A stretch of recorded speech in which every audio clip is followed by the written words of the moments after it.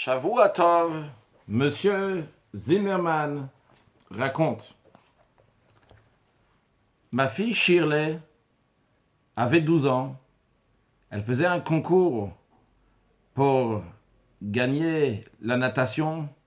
Elle était très très avancée et sûrement elle allait gagner dans la ville de Haïfa. Et plus tard, même, pour être la championne de tout Eretz Israël. Mais juste avant que le concours se passe, elle se sentait mal. Elle a commencé à se sentir mal dans les membres. On lui a dit que c'est sûrement du stress, parce qu'il y a un concours. Elle est partie voir le médecin il a dit, c'est du stress, arrête de faire ce concours, oublie le championnat, tout ira bien. Mais évidemment, une fille de 12 ans qui voulait être la championne de natation n'a pas voulu arrêter, hors de question. Elle a continué. Et le problème est que, avant que le concours se passe, sa situation a commencé à se dégrader. Au début, c'était juste dans des membres. Ça a commencé après avec les mains, avec les pieds. On a hospitalisé notre fille à Haïfa, dans l'hôpital Carmel. Et là-bas, sa situation s'est encore plus dégradée jusqu'à qu'elle est devenue totalement handicapée. D'une fille qui était tout à fait sportive, elle est devenue une fille qui est handicapée. Le plus gros problème était que les médecins ne savaient pas quel était son problème. Encore, quand tu sais c'est quoi la maladie, tu sais dans quelle direction aller. Ici, il n'y avait rien à faire. On a pris tous les médecins. On avait les moyens. On connaissait beaucoup de monde.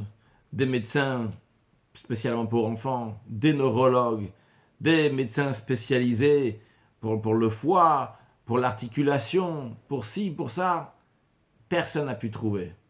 On a fait encore plus que ça, quelque chose d'incroyable pour cette époque en tous les cas.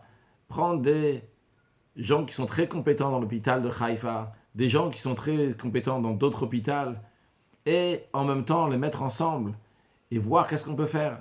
Tous les médecins, personne n'a pu trouver ce qui se passait. Et malheureusement, la situation dans la famille était comme ça. Pendant 6 semaines, ça continuait. Ma femme, donc Madame Zimmerman, allait à chaque fois, le soir, elle passait la nuit avec notre fille. Et puis, le lendemain matin, à 8 heures, je venais. Et je restais quelques heures avec ma fille. Et après, j'allais travailler.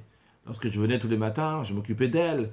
Je l'aidais. J'allais la laver. Je la portais dans mes bras. Elle pesait presque rien du tout. Alors qu'avant, c'était une sportive, etc. Et là, rien du tout. Elle était vraiment très, très maigre. Et on ne savait pas quoi faire. Cette histoire se passe donc en 1982.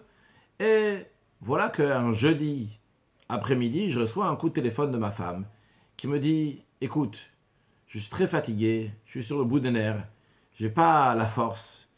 À la maison, il y a 3 Chabad qui sont arrivés. Et ils sont installés. Et bon, ils sont très gentils, mais j'ai pas la force de les inviter, j'ai pas le moral. S'il te plaît, viens, occupe-toi d'eux. » J'ai fermé mon bureau et je suis venu à la maison. Lorsque je suis arrivé à la maison, il y avait 3 chassidim Chabad là-bas. Il y en avait 2 qui parlaient avec ma grande fille dans la cuisine, un autre qui jouait au piano avec notre fils Danny. Et même quand je suis arrivé, ils n'étaient pas du tout gênés, ils étaient tout à fait à l'aise, qui a d'ailleurs fait une grande... Ça m'a influencé, ça m'a marqué. Et ils ont commencé à me dire qu'ils ont entendu le problème de notre fille, et ils m'ont dit, écoute, demande une bracha au rabbi. Alors, ils ont demandé c'est quoi le prénom Shirley en hébreu, c'est quoi le nom de ma femme, donc le nom de Madame Zimmerman, pour pouvoir, le prénom en hébreu, pour pouvoir écrire au rabbi, et pour demander une bracha au rabbi. Ils ont demandé est-ce qu'on peut utiliser le téléphone, et comme ça, ils ont fait plusieurs téléphones, Israël, New York à Israël, le secrétaire du rabbi, Rav Leibel Groner, a téléphoné, a demandé des questions bien précises, et après, il a dit que le rabbi a dit Askira Latsioun, je mentionnais le nom sur la tombe de mon beau-père, et le rabbi a dit de vérifier les mezuzot. Alors, ils ont vérifié les mezuzot. Ces 3 chassidim, il y avait un qui s'appelait Gidi Sharon, un qui s'appelait Zohar Eisenberg, et un qui s'appelait Menashe Altoiz. Et ils ont vérifié les mezuzot, et quand ils ont commencé avec la mezuzah de la chambre de Shirley. Et lorsqu'ils ont vérifié la mezuzah, la mezouza de sa chambre, dans le mot Uvkumecha, qui est dans la mezouza, était effacée. Il n'y avait pas écrit Uvkumecha, pas le mot Uvkumecha, le Kouf de Uvkumecha était effacé. Donc là, juste une lettre qui veut dire Uvkumecha, lorsque tu vas te lever. Bien, après qu'ils ont fini de vérifier les mezuzot, il y a un des trois qui m'a dit, allez, sors une bouteille de l'Echaim, maintenant on va dire l'Echaim ensemble. J'étais vraiment pas dans toute cette humeur. J'étais très fatigué, des nuits qu'on ne dort pas, du stress. Et tous ceux qui sont passés, déjà ça a mis des heures pour faire tout ça. Bon, ils sont gentils, très sympas, ils sont venus pour relever le moral, mais vraiment, je n'ai pas pensé que le rabbi, le bracha du rabbi, ou bien que le mâche, de dire le chaim maintenant, la mezuzah, tout ça, ça va aider quoi que ce soit. Bon, j'ai quand même dit le chaim pour leur faire plaisir. Enfin, ils sont partis et j'ai vraiment eu un sentiment que j'ai perdu 3 heures pour rien. Bon, le lendemain matin, j'arrive comme d'habitude à 8 heures. Et à ma grande surprise, au bout du couloir, il y a ma fille Shirley qui était debout, qui se tenait sur une chaise roulante, marchait, tout en boitant, mais elle marchait. Et c'était incroyable. Qu'est-ce qui s'est passé? Quelle explication? Les médecins ont cherché aucune explication. Ils n'ont pas trouvé d'explication, ni de quoi elle était malade, qu'est-ce qui lui est arrivé, ni comment les choses sont parties. Et Motsai Shabbat, samedi soir, les médecins ont dit, ma fille, tu peux repartir à la maison. Et comme ça, au bout de 2 semaines, ma fille, tout retrouvait normalement, tout allait très très bien, comme si de rien n'était, comme si elle a toujours été en bonne santé. On voit ici la force de la mezouza dans la paracha de Vaetchanan, dans la paracha de Ekev, on parle de mettre une mezouza sur la porte, des portes chez nous à la maison. Donc sur chaque porte de la maison, c'est très très important qu'il va y avoir une mezouza. C'est pas que la mezouza, si quelqu'un n'a pas de mezouza, chas v'shalom, il va tomber malade. C'est pas du tout ça. Mais c'est quand quelqu'un, il y a une maladie qui, chas v'shalom, veut l'attaquer, eh bien la mezouza, elle est là pour protéger que cette personne ne va pas avoir de maladie. Donc c'est important d'avoir une mezouza, et pas spécialement parce que la mezouza elle garde, tout simplement parce que Dieu il a dit qu'il faut mettre une mezouza, mais à savoir qu'en plus de ça, la mezouza, ça a une protection qui est incroyable, qui est tout à fait illogique. Un juif ne vit pas juste avec la logique humaine, parce qu'on mange et on boit.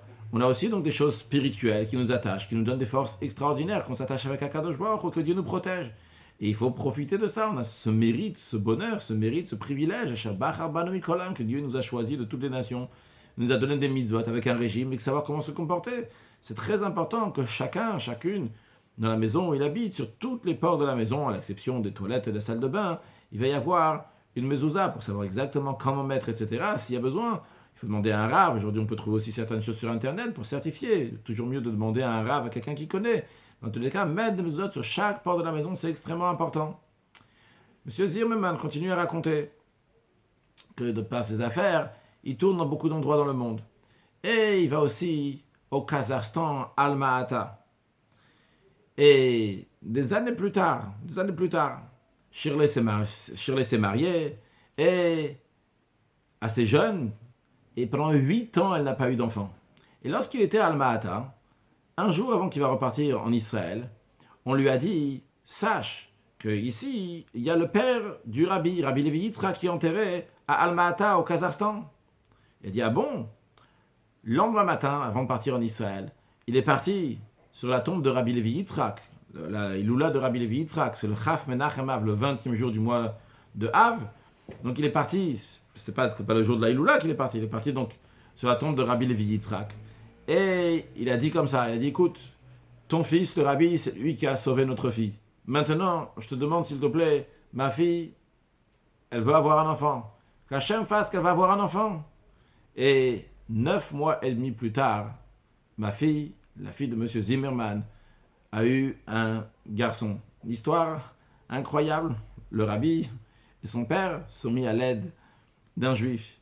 Alors, on a la chance que Kadosh Baruch Hu a fait qu'il y a de tels miracles dans notre génération. Et comme l'Admor Zakan explique dans le Tanya, que quand il y a écrit que Shitev Bomid et Arachamim, que Dieu il a mis la miséricorde dans le monde, c'est-à-dire que Dieu il a fait qu'on ne va pas toujours avoir la gvura, la rigueur, qu'on ne voit pas, qui voile la divinité. Mais que de temps en temps, il y a des si grands miracles qui sont tout à fait au-delà de notre compréhension, qui nous rappellent qu'il y a Kadosh Baruch Hu. Mais quand même encore un point.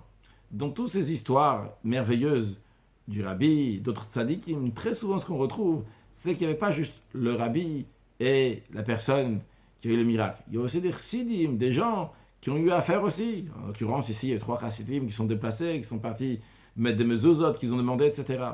Alors, bien sûr, le miracle du rabbi, ça revient au rabbi. Mais nous, les chassidim, on a aussi de quoi faire, mettre notre main, faire quelque chose pour faire que ce miracle va arriver. Et on ne cherche pas des miracles, on cherche à vivre naturellement. Mais lorsqu'il y a besoin, comme on a dit, de temps en temps, à Kadosh Baruch Hu se montre, pour pas qu'il y ait un voile total, que Dieu fasse que très prochainement, on va avoir le dévoilement de Dieu. Que Dieu va se révéler et toute chair va voir. Le monde entier va voir le dévoilement de Dieu sur toute la terre, lorsque Dieu va être roi sur toute la terre, ce jour-là, que Dieu sera un, son nom sera un, et Dieu sera un, lors de la venue de Mashiach Now, Shavuot Tov.